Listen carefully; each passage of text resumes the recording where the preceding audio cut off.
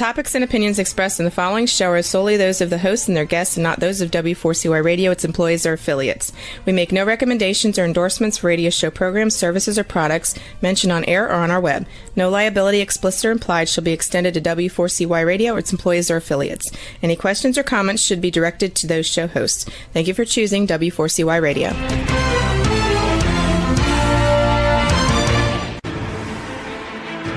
What's working on purpose anyway? Each week, we ponder the answer to this question. People ache for meaning and purpose at work, to contribute their talents passionately and know their lives really matter. They crave being part of an organization that inspires them and helps them grow into realizing their highest potential. Business can be such a force for good in the world, elevating humanity. In our program, we provide guidance and inspiration to help usher in this world we all want, working on purpose. Now, here's your host, Dr. Elise Cortez.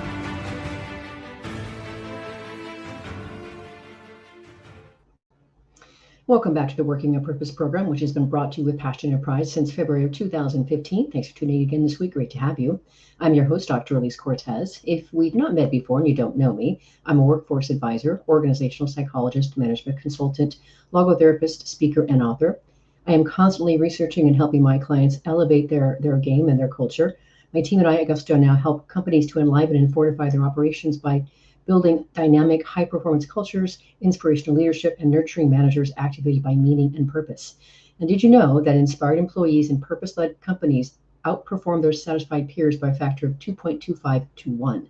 In other words, inspiration and purpose are good for the bottom line. You can learn more about us and how we can work together at gusto-now.com and my personal site, elisecortez.com.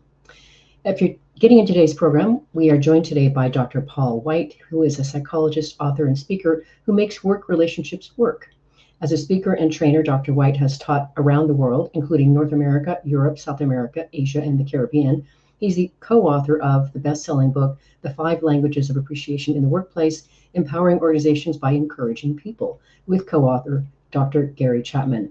We'll be talking today about the ROI of appreciation in the workplace, how it differs from recognition, and examples of the 5 languages of appreciation. He joins us today from Wichita, Kansas. A hearty welcome, Dr. White, to Working on Purpose. Thanks. Glad to be with you. Isn't it great? I'm so happy to have you, and I want to celebrate this beautiful thing you put into the world. Gorgeous. Thank you. Absolutely enjoy it, appreciate it, align with it, which is why I reached out to you on LinkedIn and said, please come on Working on Purpose and talk about this with me. Yeah, glad to do that. And we're pleased that the book has done well over time. It recently went over 800,000 copies. So we're on our way to 1 million, but that's all right, whatever. So listeners and viewers, for a little context, the average book doesn't sell more than 3,000 copies. Just a little context for you. So this really is something to celebrate. Okay, so let's just start, Dr. Paul, with a bit of your background and what drew you to research in the appreciation space, and how I'll get to kind of the work that you do and how you met Dr. Chapman as well. But let's start with, why appreciation? Why the workplace? Yeah, so actually the first part of my career, I tested students with learning difficulties, ADHD and dyslexia and all those kinds of things. Mid-career, I had some friends who were business consultants that knew that I'd grown up in the context of a family-owned business, and asked me to help them because they kept running into family issues as they were dealing with businesses, because 85% of all the companies in the U.S. are family owned. And so I did that, traveled around, got to work with significantly wealthy families and businesses, dealing with the family issues that cross over and business succession. And I was in North Carolina talking to, in this case, the father and business owner, asked him how the plan was going. And he said, it's fine. My son's stepping up. I think it's going to work. And I walked across the hall and I asked the son the same question. He said, this is a disaster. It's never going to work. I can't ever please my dad, which I could understand and identify with. So my wife and I were reading The 5 Love Languages by Dr. Chapman at that time, bestseller in personal relationships, sold 25 million copies. And I thought, I wonder if this could help, in family businesses and businesses. So I pursued Dr. Chapman for a year. It took me a year to get through to him and pitched the idea. And he had others pitch, but I had sort of a background both in business and in relationships. And I had the good fortune of having attended the same undergraduate school that he did. And so I think that was a little bit of a foot in the door. And so off we went and wrote the book together and developed an online assessment, which has been taken by almost 500,000 people, and then training materials to allow people to learn how to apply the concepts in their daily lives. I really appreciate it. Of course, as somebody who develops cultures of gusto and inspirational leadership, appreciation is foundational. So I'm totally aligned with you, Dr. Paul, and want to help. Now let's help our listeners and viewers understand the difference. Well, first, let's talk about this. I want to talk about the return on investment for appreciation. What does it actually yield in the workplace for those listeners and viewers who don't know yet? Yeah. So, I mean, a lot of business leaders and organizational leaders think, it's about making people happy and feel good. And we want that to happen, and it usually does. But really, the impact is in how the organization functions, that we know, like right now, for a lot of organizations, turnover is high, and we can reduce that. We reduce conflict within the workplace. We increase productivity. When team members feel valued and appreciated, productivity and profitability increases. Profitability largely because the single largest non-productive cost is turnover. If you can reduce that, we can make things go better. And it's fun because it's really one of these issues that our assessment is, a lot of managers and leaders have taken various different kind of personality assessments or whatever, but most frontline people don't get that opportunity. And so we priced ours low enough that, PepsiCo across their organization, Miller Coors, Caterpillar are using it with their frontline workers, and they really enjoy it. Sort of, self-discovery, and also they share it with their team members. And so good things happen when people feel valued and appreciated. And sort of out of self-interest, managers enjoy their work more because they're not having to deal with all these stupid little conflicts over size of, the computer, or whether the person has a window, or all the things that really aren't relevant to the mission of the team. Mm-hmm. A couple of things in response to that. One, in the years that I've spent in measuring employee engagement and diagnosing culture, et cetera, we know, and you say this in your book, that the number one driver for employee engagement and satisfaction is that feeling valued and appreciated. Right. So that's the first thing. The second thing I want to say about, you mentioned how much this idea of inculcating appreciation in the organization helps with retention. You have some fantastic stats in your book that ought to give leaders some tremendous pause, that the cost to replace what a frontline person is 150% of their salary, and a high-level executive something like 400% of their salary. Right. So in other words, let's learn how to put appreciation into our businesses, shall we, folks? This is worth your time and effort. Yeah, and research continues to come out that shows that, in fact, right now the EU, the European Union, and the Securities and Exchange Commission, the U.S., are implementing procedures and laws and regulations about companies having to report their efforts on employee satisfaction, retention, appreciation, because two companies that do the same kind of thing, if one pays attention to that factor, they're going to outperform their competitors significantly. And so that makes a difference to an investor, right? that you're going to go with a company that earns you more as well. Mm-hmm, mm-hmm. I appreciate that distinction. I didn't know that about that legislation. Okay, so now let's do this. I think lots of organizations are now hearing very distinctive terms. We hear things about mattering and belonging. Those are distinctive terms. Recognition and appreciation are distinctive terms. Can you distinguish them for us? Sure. Yeah. Employee recognition has been around for, a couple of decades, and it has improved the workplace to some degree.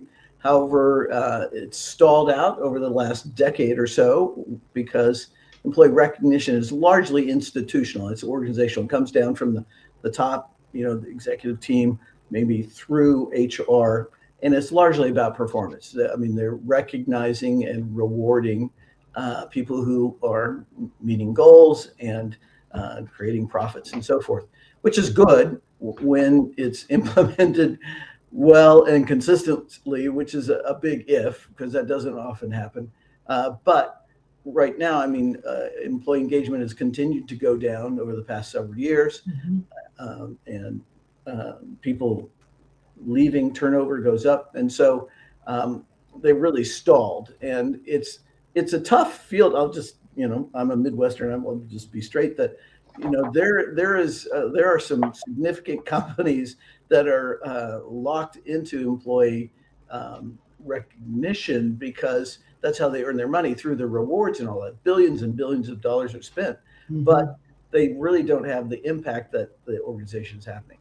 Employee appreciation, and we focus on authentic appreciation, really is about the person. Yeah. That we believe that employees and team members are more than just a production unit, that we have characteristics that are of value. In addition, I personally like to work with cheerful people more than grumpy people, Mm-hmm. and other kinds of things that are of value outside of your performance. And also, it's person to person. It's not down the org chart. Well, one of the cool things that we found and can facilitate is people being able to communicate appreciation across the organization to team members, to a different department, top down, from a frontline worker to their supervisor. So it's really person to person, and that's the focus of it.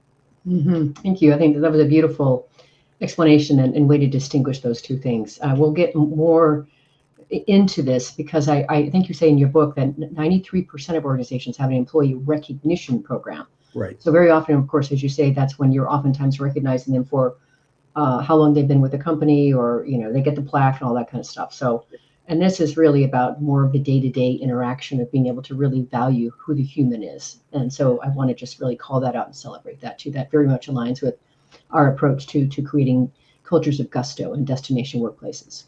Cool. Yeah. It's and so, to be honest, some supervisors, owners, managers get it, and others don't. Sure. And that's fine.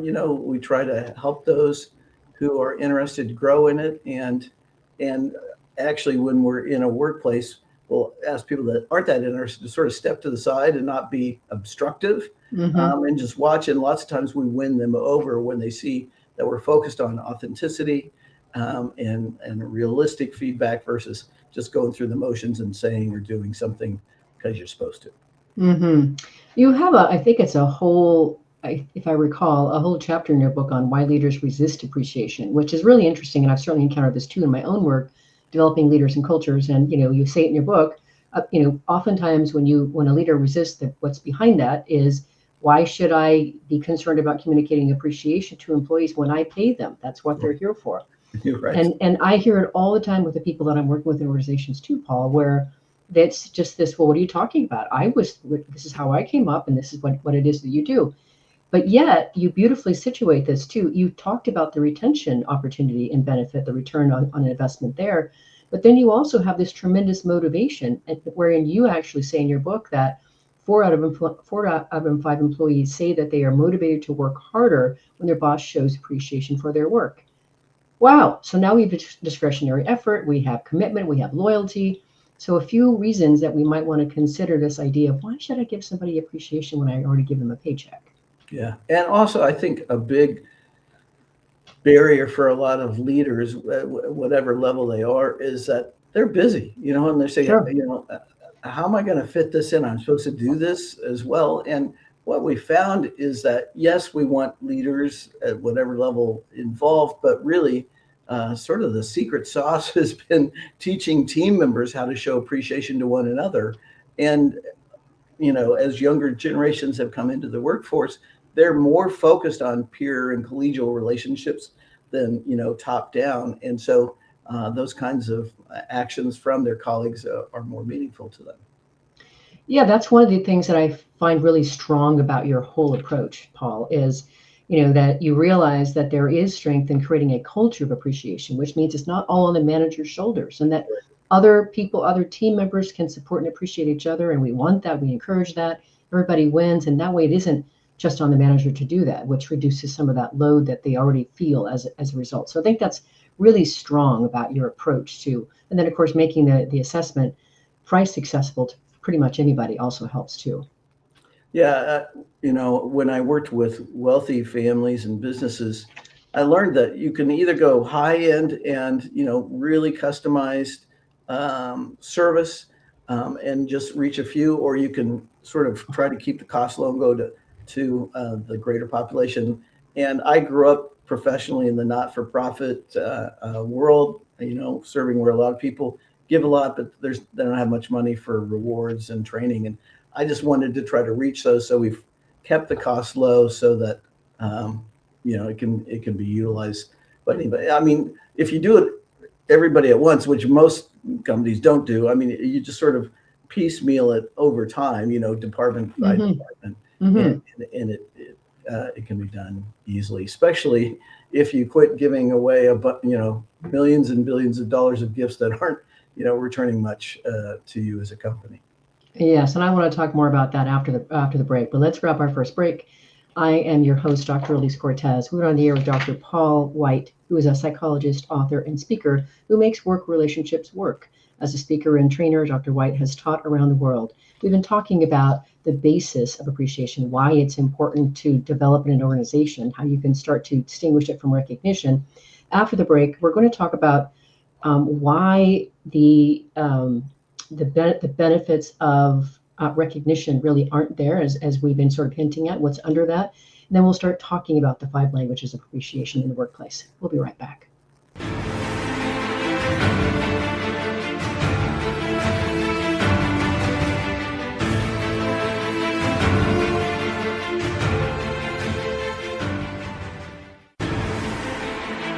Dr. Elise Cortez is a management consultant specializing in meaning and purpose, an inspirational speaker and author. She helps companies visioneer for greater purpose among stakeholders and develop purpose-inspired leadership and meaning-infused cultures that elevate fulfillment, performance, and commitment within the workforce. To learn more or to invite Elise to speak to your organization, please visit her at elisecortez.com. Let's talk about how to get your employees working on purpose.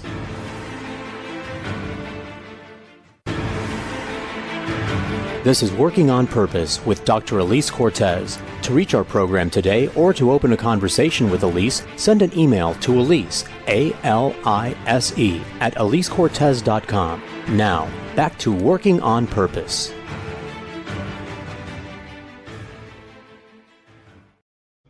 Thanks for staying with us and welcome back to Working on Purpose. I'm your host, Dr. Elise Cortez. As I am dedicated to helping create a world where organizations thrive because their people thrive, they're led by inspirational leaders that help them find and contribute their greatness, and we do business in a way that betters the world. I keep researching and writing my own books. So one of my latest came out. It's called The Great Revitalization, How Activating Meaning and Purpose Can Radically Enliven Your Business. And I wrote it to help leaders understand today's workforce better. What do they want and need from you to give you their best and want to stick around? And then I provide you 22 best practices to equip you to provide that through your leadership and your culture. You can find my books on Amazon or my personal website, elisecortez.com. If you are just now joining us, my guest is Dr. Paul White. He's the co-author of The 5 Languages of Appreciation in the Workplace, Empowering Organizations by Encouraging People. So as we started to hint at in the first segment, Dr. Paul, we were talking about how traditional recognition programs really aren't working today.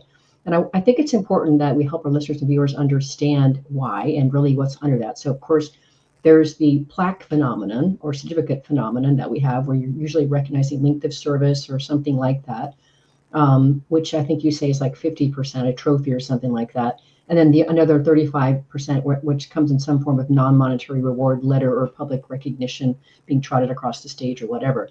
Say a bit more about why these programs aren't really working to motivate and retain people. Well, it partly has to do with the nature of us as people. I mean, I have a hard time figuring out getting a plaque for past service, how that motivates me towards future behavior. It's just not what we know about how humans work too much. I mean, we appreciate it, but it doesn't mean we're going to do much more.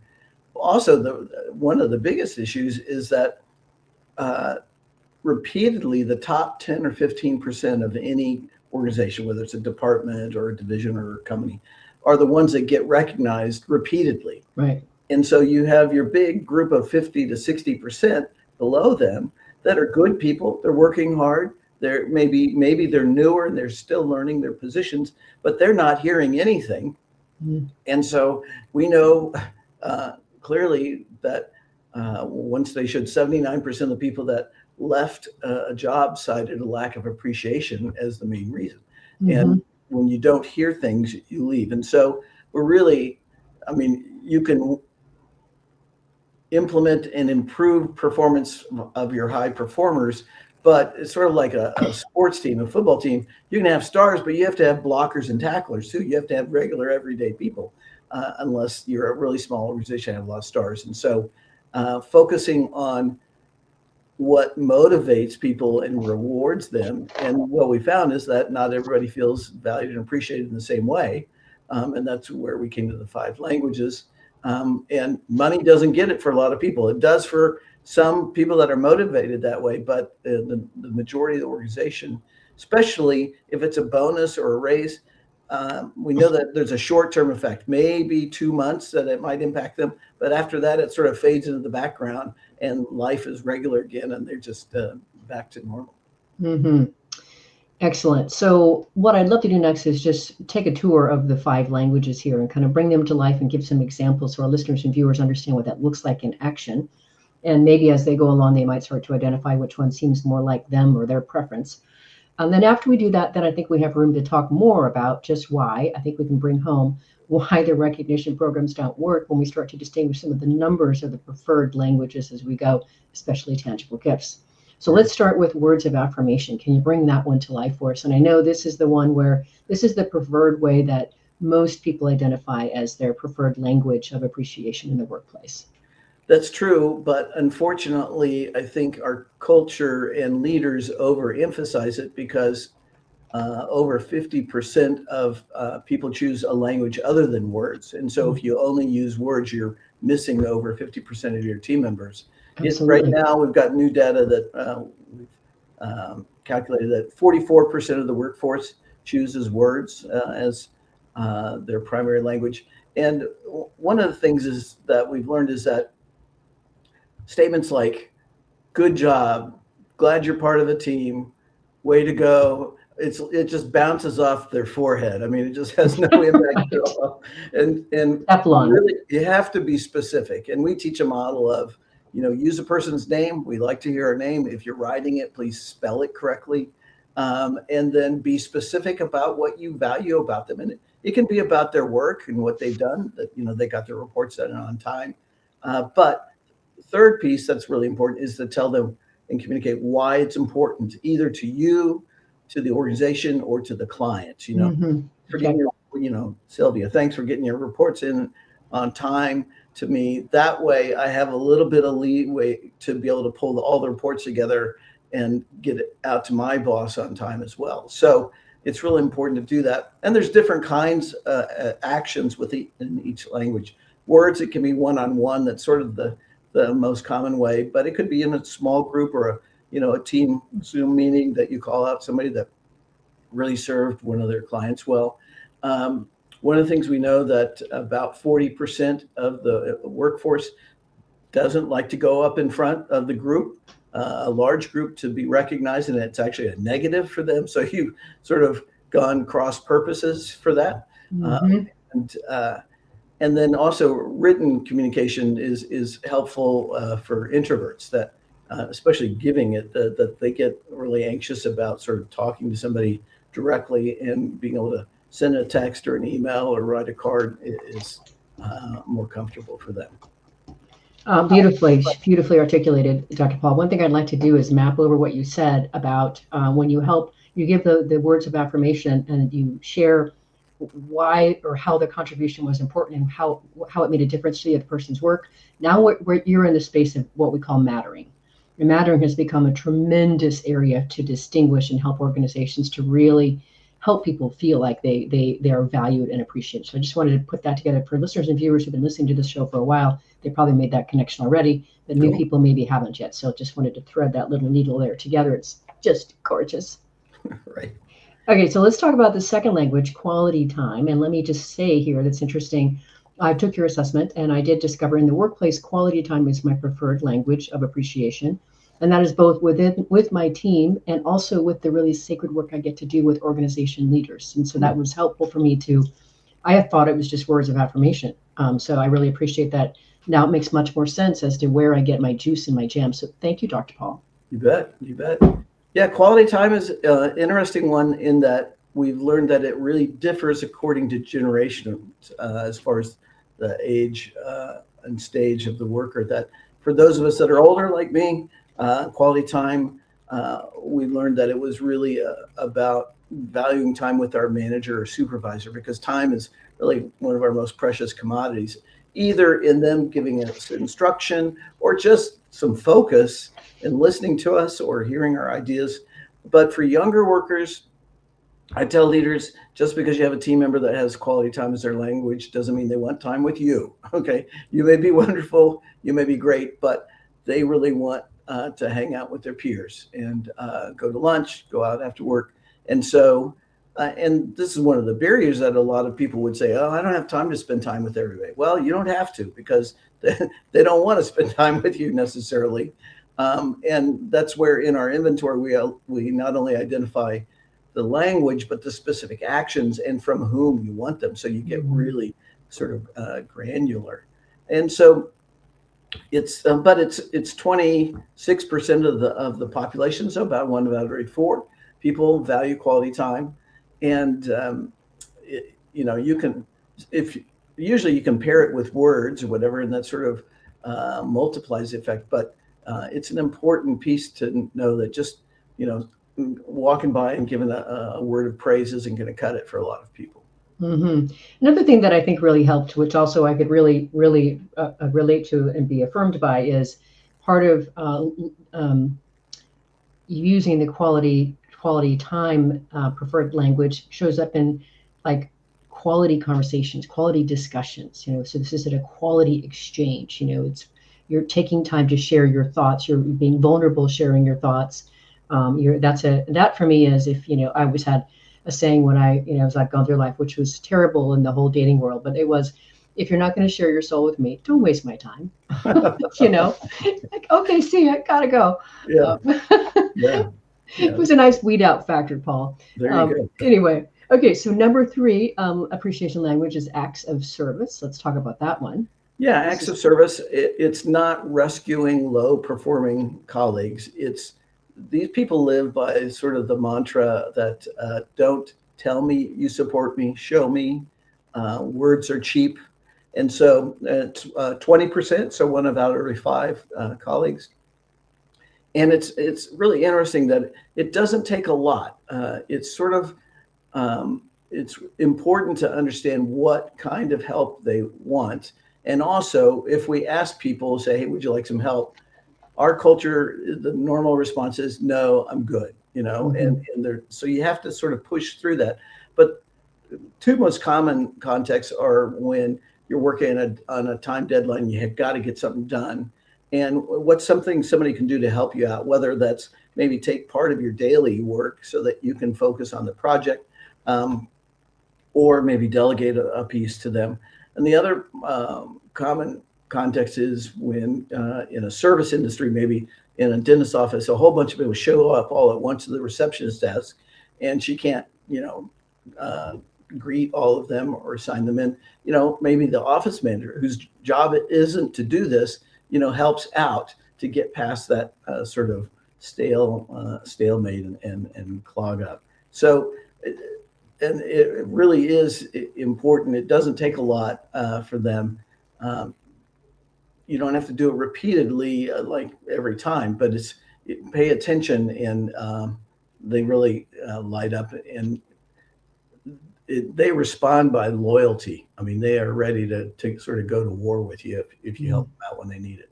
Mm-hmm.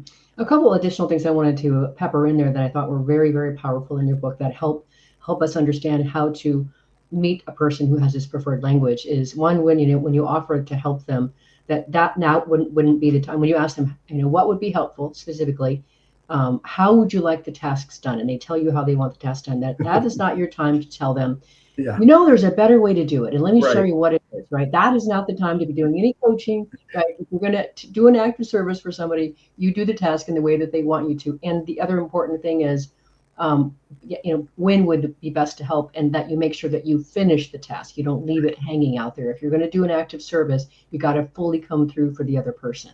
Yes, absolutely.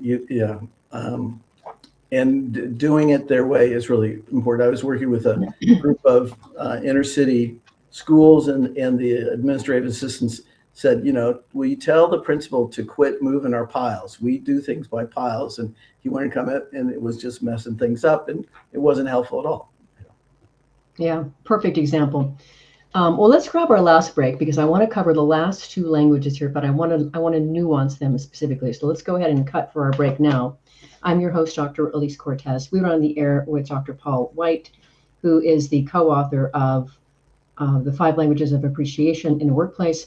We've been talking about a few of the languages here. After the break, we're going to talk about the last 2. We'll be right back.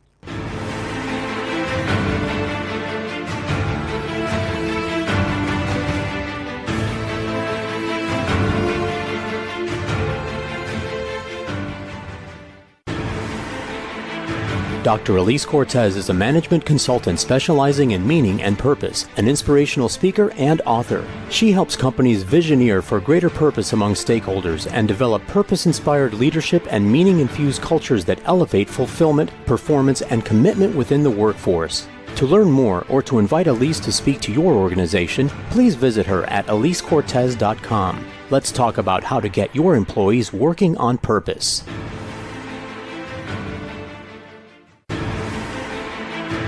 This is Working on Purpose with Dr. Elise Cortez. To reach our program today or to open a conversation with Elise, send an email to Elise, A-L-I-S-E, at elisecortez.com. Now, back to Working on Purpose.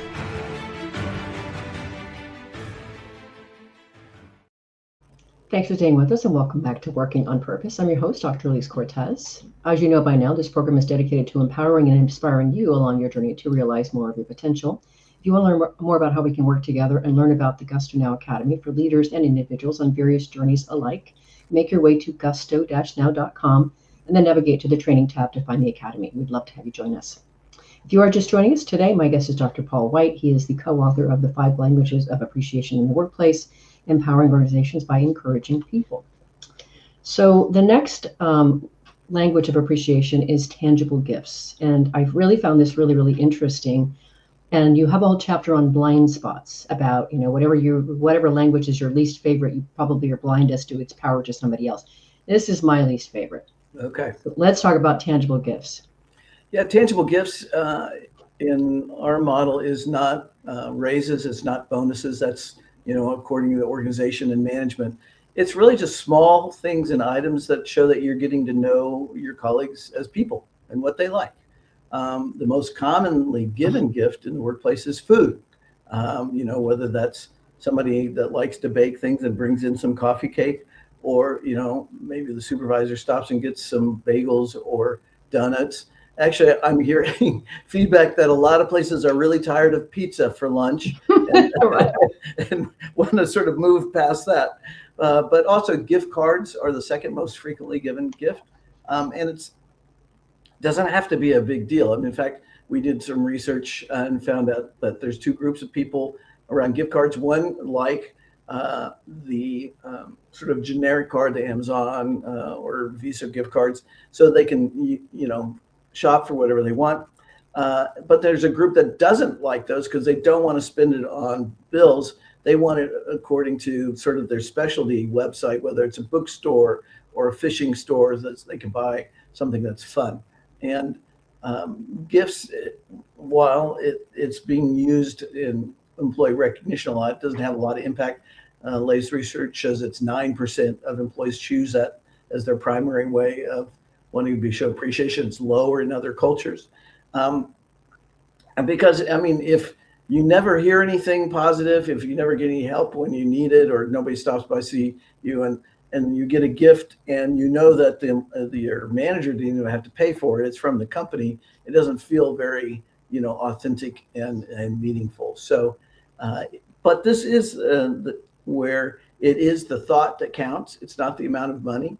That maybe they know that you're a Dallas Maverick fan, and so they get you something related to that, or they know that you're going to plant a garden this spring, and you've never done that before, and can get you a catalog or a magazine about that. But it can even be online. I mean, let's say if you're going to coach your kid's soccer team for the first time, and this person has some experience, they send you a website about training activities. So it's just about you as a person. And it can be related to performance, but lots of times it's not. It's just sort of celebrating you and what you like. Mm-hmm. And the key there, as you say so beautifully in the book, is just the importance of, appreciating and knowing your people as individuals and taking the time to learn about what's important to them. That's part of what makes the tangible gift meaningful to someone who has this preference language. Yeah, and giving everybody the same thing gets you nowhere. Right. Yeah, I know many people that my standard gift, this is what I give. Yeah. So I really appreciate it, because when I give gifts, I do really try to think about, well, who are they? What do they care about? What matters to them? Not what do I think they need or what's easiest for me to give. Right. So I appreciate that. Okay, so then now the last appreciation language is physical touch, which you say so candidly in your book that you had left out for some period of time in your assessment, and then I think you've got some pushback and such. And it's powerful. I can tell you, for me, Dr. Paul, I use touch a lot. I lived in Brazil for 2 years. Part of the reason my company is called Gusto now is because it honors the vibrancy, the passion, the expression of those Latino cultures. I lived in Spain as well. Yeah. Touch is a really important part of living in those cultures. Absolutely. And when I'm doing workshops, I'm careful. I notice, who can I touch on the shoulder or whatever. But let's talk about physical touch in the workplace. Yeah, it's really an issue in the U.S. and some parts of Western Europe, whereas in other parts of the world, it's not an issue. And as we work in multicultural organizations and even within the U.S. among the largely Hispanic community, touch is important. And if you don't touch, it feels very cold and objective. Mm-hmm.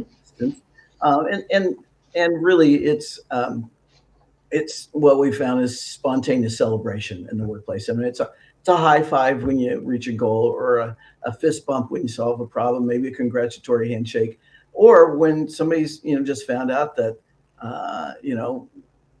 their husband's in a car accident, he's in the hospital. I mean, hand on the shoulder or a side hug, is appropriate depending on the relationship. It's always the recipient who decides what's appropriate, but I think it's becoming less, toxic than maybe it was. The Northeast still, I mean, in New York, you don't hug, they check in you for weapons, I mean, it's not part of the culture, but I think it can be very meaningful in appropriate and healthy relationships. Mm-hmm.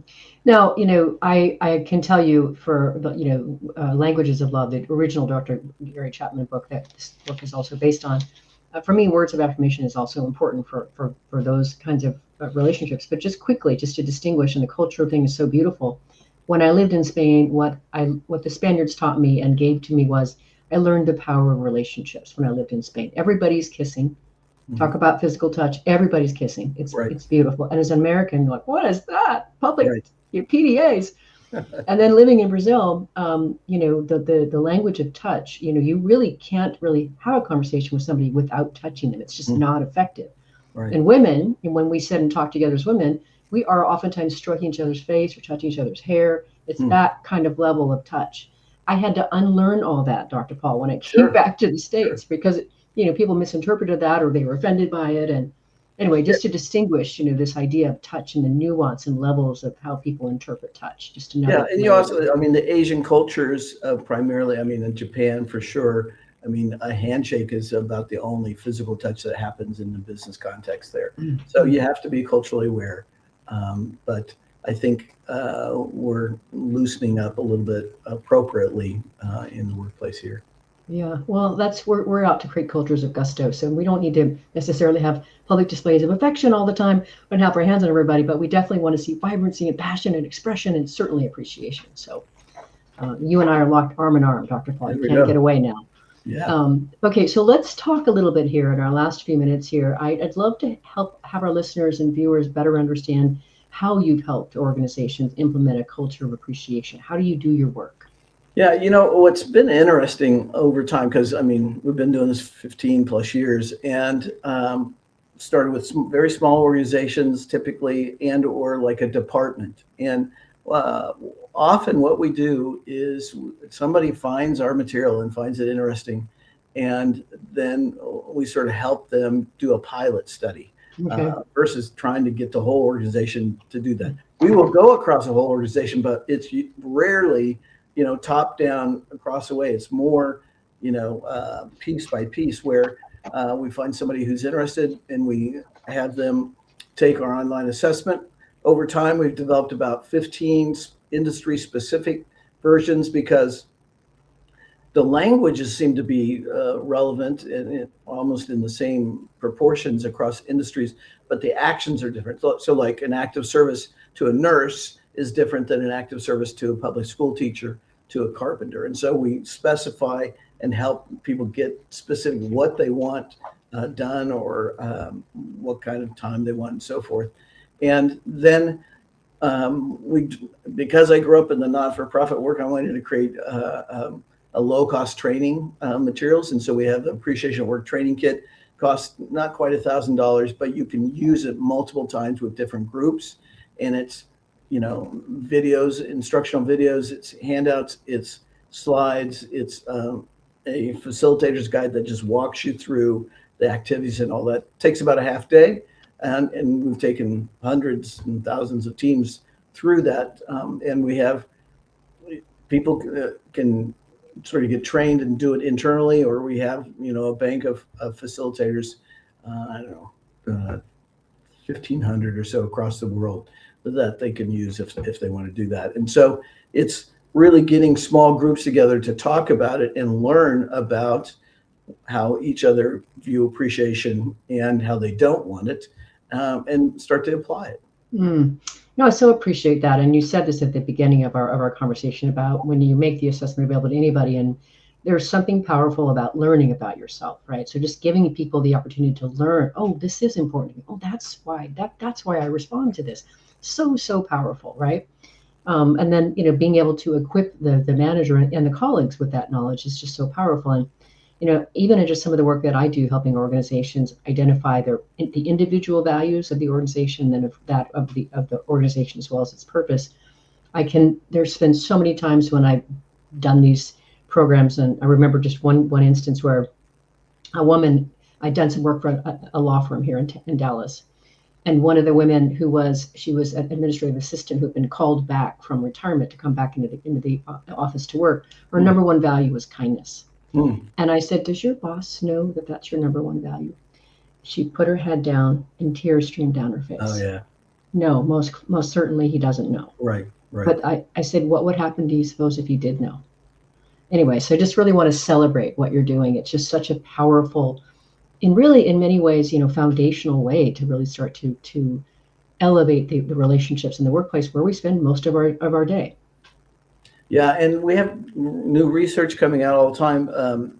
We do research, but now more and more people, and research study came out in the end of 2025 from Malaysia that found that combining employee recognition with authentic appreciation had a greater effect than either by itself, right? Because you could sort of motivate people who are motivated this way, but support and encourage people through appreciation and encouragement through the 5 languages, and the impact is greater.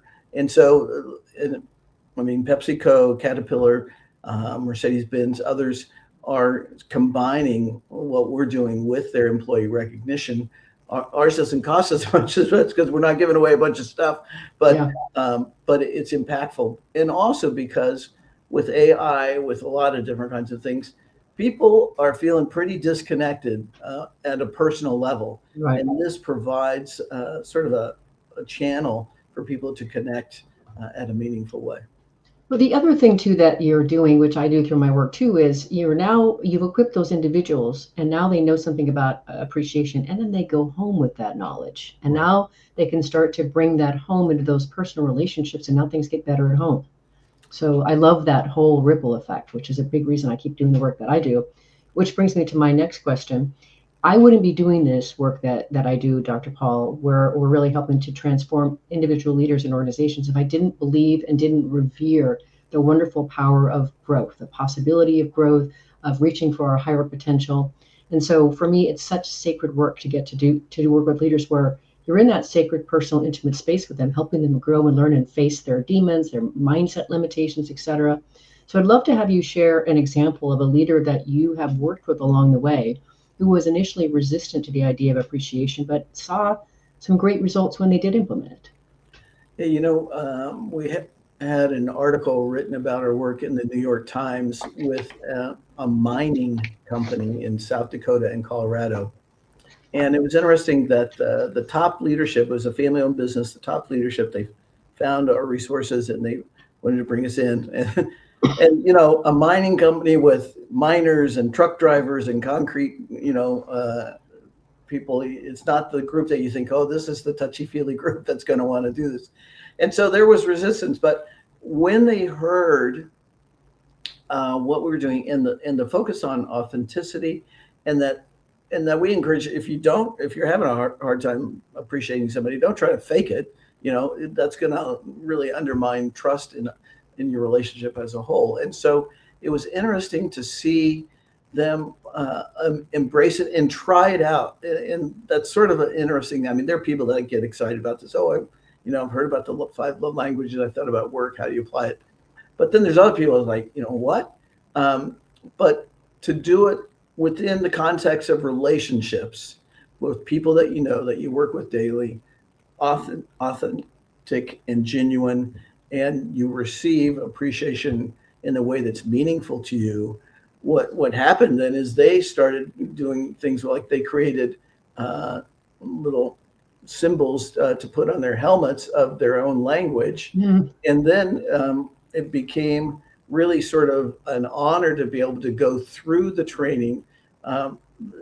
They have a pretty fast turnover for people that just join. So they have like a 90-day waiting period, and then when they could go through that, then they would go through the training and share that. And it's been fun to see that, as well as other places that take it on and sort of, whether they make T-shirts or they create a gift card stand where people can go get cards and sort of adopt it into their own culture. It's been fun to see. Mm. I so appreciate that. I personally, one of the most cherished things that I know my work is working is when I get the call from the spouse saying, I don't know what you're doing, but thank you. Yeah. So the show goes by so fast, Dr. Paul. It's listened to by people around the world. What would you like to leave the listeners and viewers with, say, in about 20 seconds? I would say, first of all, start somewhere with someone, that it doesn't take a lot. If it's words, that's okay. Do it privately versus in public. Be specific. But then learn more about it in our website and appreciationatwork.com. And I'll invite people. They can write me at paul@drpaulwhite, drpaulwhite.com. Tell them, you heard it on this podcast, and I'll send you a sample report and sample group profile too, so you can see what it looks like, and then try it out with just even a small group at your workplace. So glad to cross paths with you, Dr. Paul. It's a delight to know you, to learn more about the language of appreciation, the preferred ways of appreciation. I really learned a lot from your book and this conversation. Thank you for coming on Working on Purpose. Thanks for having me. I really enjoyed it. So welcome. Listeners and viewers, you are going to want to learn more about Dr. Paul White, the work that he does as a leadership trainer, helping companies to improve culture, and his book, The 5 Languages of Appreciation in the Workplace. You can visit him at his personal site. It's drpaulwhite.com. So it's drpaulwhite.com. And then his business website is appreciationatwork.com. Last week, if you missed the live show, you can always catch it via recorded podcast. We were on the air with Ken Lizotte. He's the founder and CEO of Emerson Consulting Group, which is a consulting firm helping establish thought leadership to professionals of all types, and also the author of Walden for Hire, Business Lessons from Henry David Thoreau.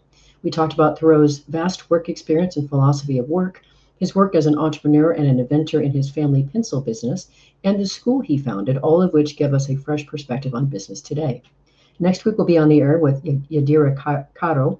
She's an organizational psychological practitioner and coach, talking about her book, Hardcore Soft Skills, a guide to working with humans. See you then, and let's continue learning and leaning into how to discover how to elevate the operating system as a leader, becoming inspirational, and create destination workplaces where legendary business takes place. Let's work on purpose. We hope you've enjoyed this week's program. Be sure to tune into Working on Purpose, featuring your host, Dr. Elise Cortez, each week on W4CY. Together, we'll create a world where business operates conscientiously, leadership inspires impassioned performance, and employees are fulfilled in work that provides the meaning and purpose they crave. See you there. Let's work on purpose.